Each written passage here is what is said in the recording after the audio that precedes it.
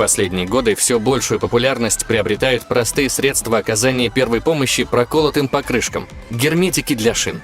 Это специальная жидкость, которая заливается внутрь покрышки и изнутри заклеивает прокол. После введения жидкости необходимо на небольшой скорости, в пределах 50 км в час, проехать пару километров.